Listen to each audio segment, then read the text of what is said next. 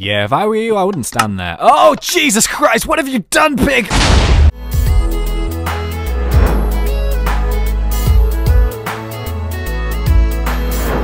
What is going on, guys? My name is James, or ThnxCya, and welcome back to your weekly Minecraft snapshot update. Today, we're going to be taking a look at Minecraft 13w04a. So yeah, carrying on with the Redstone 1.5 Minecraft update, this snapshot contains a load of cool new additions, tweaks, and changes, which are going to be really cool to look at. So, as you might see, we have a lot of pretty cool demonstrations set up. However, I'm actually going to start over here.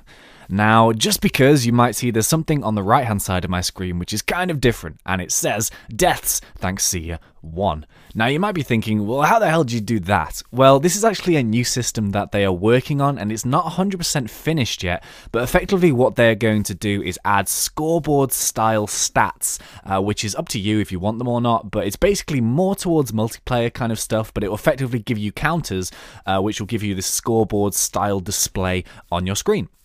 So how do you do this? Well, it's a little bit complicated, and it involves using the sort of command feature, comment, so used to writing comments and stuff, but yeah, command feature when you type it in. So yeah, I'm just going to show you kind of what you actually type in. I've used command blocks here because it's a bit easier for me to show you what you type. But yeah, what you do is you go / scoreboard, objectives, add deaths, death count, deaths, like that, exactly how I've written it here. And then when you type that in, it will say like added deaths or something. I can't really remember. It'll say something like that. And then when you finish that, what you need to do is you type in / scoreboard, objectives, set display, sidebar, deaths. And then once you click on that, it will say something else. And then what will happen then is when I go, for like example, kill and then respawn, it will change my deaths to 2 and so forth. So I don't know what else you can do apart from deaths, but I think you can do loads of other features so you can basically keep a tally of your Minecraft adventure. So yeah, that's it for the scoreboard system. That's kind of like the most technical and not too interesting feature, but I do think it's pretty cool nonetheless. So, okay, let's move around to this side here. Now, I've done a lot of sort of overcomplicated displays to show you some of these things, but yeah, the first thing here we're going to take a look at is that now dispensers and droppers can now be placed in 6 different ways. So previously you could go, north, south, east, and west, but now they can be placed upside down, and they can also be placed facing up into the sky, which is kind of cool. It will really help with your automation and your sorting systems, that kind of thing. But yeah, I've just done a very overcomplicated display of just something cool you could do with it. Here we have this system here, which is a Minecraft clock system. I'm actually going to show you how you do it very quickly here, because maybe some of you guys would like to know. We've got redstone, we need some redstone repeaters, and we need ourselves just any old block like that. But yeah, what I've actually done, and I've used this a few times in the snapshot, so I'm just going to stick that there. And now what we do is we get a redstone repeater, we go 1 like that, and then we go 1 like that, and then we move around, we go 1 like that, we go 1 like that, we put some redstone like so, and we put, wherever you want to take the signal, like that, and then we put a redstone torch there, and it will kind of tick. I think this is called a clock, but yeah, as you can see, it will tick like so. So yeah, that's the system that I've used for this, and basically what we're using here is 2 upside down droppers, and then we're putting it into 2 hoppers, just as a demonstration really that you can put them upside down. But yeah, there you go. So here we have diamonds and emeralds just dropping into hoppers. It's not 100% because sometimes it does actually miss, like so, which is a little bit annoying. But yeah, as a demonstration, I thought it was pretty cool. And yeah, you can see that you can drop stuff either down, or you can actually kind of drop stuff up. Well, not drop stuff up, but you can send stuff up using the upside down version. So yeah, moving along to this. This is another use of the this is the use of the upside down one that I came up with, because what we're actually doing here is we are feeding a dispenser using a dropper. Now, if you take a look inside this dispenser, there is nothing in here whatsoever, and in the dropper, there is nothing whatsoever. So what we're going to do is get ourselves 64 arrows like that, and then we're going to put them in the dropper, which is underneath. And then we've got another clock here, so it's going to tick. We're going to complete the signal, and then you can see that it starts firing. So, of course, if we get ourselves a willing volunteer, where are you? What can I shoot you? What can I shoot? Where's the villager? The villager always gets the hard end of the deal, but you know, what can you do, eh? Where are you, villager? Where the hell are you hiding? What colour are you? Ah, brown. Yes, of course. So, yeah, I thought it was a little cool use. Obviously, you can feed stuff up, you can feed stuff down. God damn it, get in the cage. Get in the cage. Why won't you go in? Why? There we go. So, once again, obviously, just complete the signal. It will feed the arrows from the bottom into the top, and then you can use it, you know, for arrows or whatever you really want to do. So, yeah, carrying on with the dispenser theme, because this is actually aimed a lot at dispensers, because they have basically increased the uses for them and the way they work. So, moving over here to the first one, cow! Ugh. Go away. But yeah, you can actually now use dispensers for a variety of different things. So the first one here is flint and steel. Now, what happens now is when you activate a dispenser with a flint and steel in it, it will set fire to a block. So it will, you know, set fire to the block in front of it. If it's a piece of netherrack, of course, it will just stay alight. But yeah, as well as that, the actual durability of the flint and steel will go down as well, which I thought was pretty cool. So the more times you use it, the more it comes durable. Undurable. Yeah.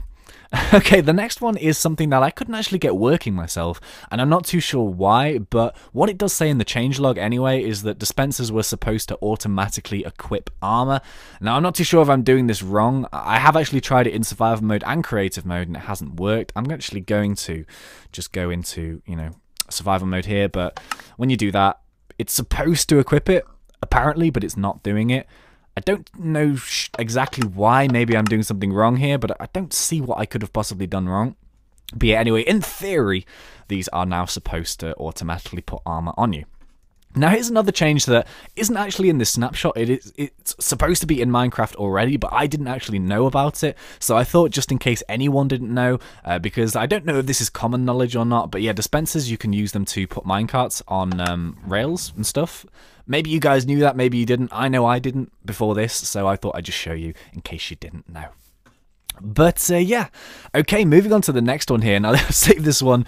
I've given this one a little bit of room because, as you might see inside, we have Mr. TNT. And yeah, they basically can set off TNT. So give it a hit, and it will drop the TNT out. It will only travel a block, but you can probably make that so it will fire.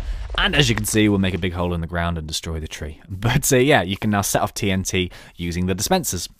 Which is why I think they actually introduced the dropper. I keep saying the hopper. Does anyone else do that? But yeah, that's why I think they introduced the dropper, because it effectively does what the dispenser used to do, and now they've made the dispenser do a lot more things to make them much more versatile. So, moving on to some more changes. These involve the dispenser once again, but it also involves the new implementation of bonemeal, because they have changed this a lot. We're actually going to do this section first here.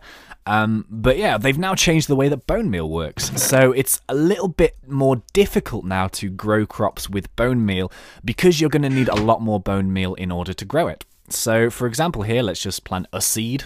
Actually, let's go into creative mode again. Let me just grab some. Actually, you know what, doesn't really matter. But yeah, we have ourselves some seeds here. Now watch what happens.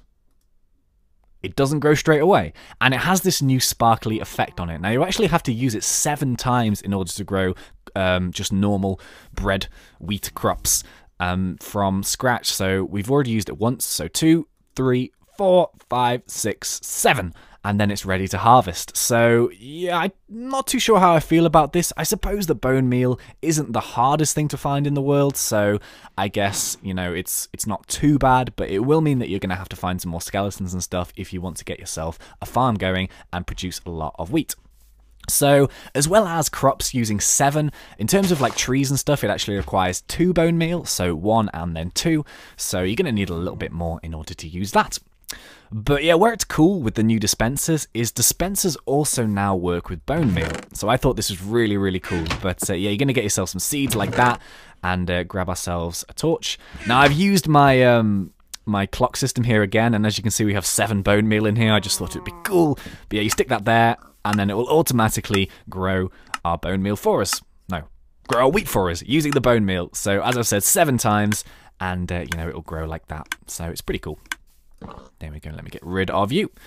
So yeah, moving on to the next thing that they have introduced. It's kind of like a small thing really, it's not too major, but what they have done is they've actually scared mobs away from railway tracks, so they won't like get in the way of them. Now, I did practice this when I was off screen and it did work perfectly, however, you know what it's like in Minecraft, sometimes things don't work, but what am I doing? Stick that up there.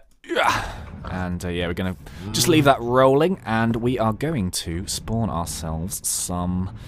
what should we spawn? What should we spawn? I don't know, we spawn ourselves some creepers, I suppose. So yeah, ooh. Hang on, peaceful mode. Okay, so yeah, apparently these are not supposed to go anywhere near railway tracks. They won't walk across them. So let's just have a quick look and watch and see what happens.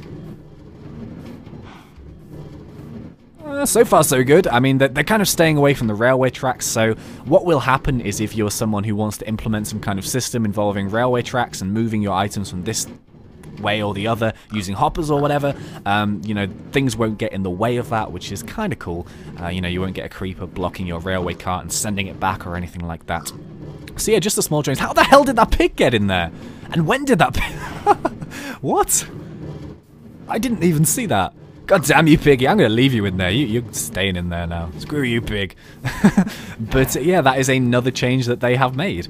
So... yeah, that's kind of it for this snapshot, actually. There are a few little changes that have also been made, a couple of which that I didn't really understand, just because I'm not that good at Redstone, but one of the changes they did actually say was that the Redstone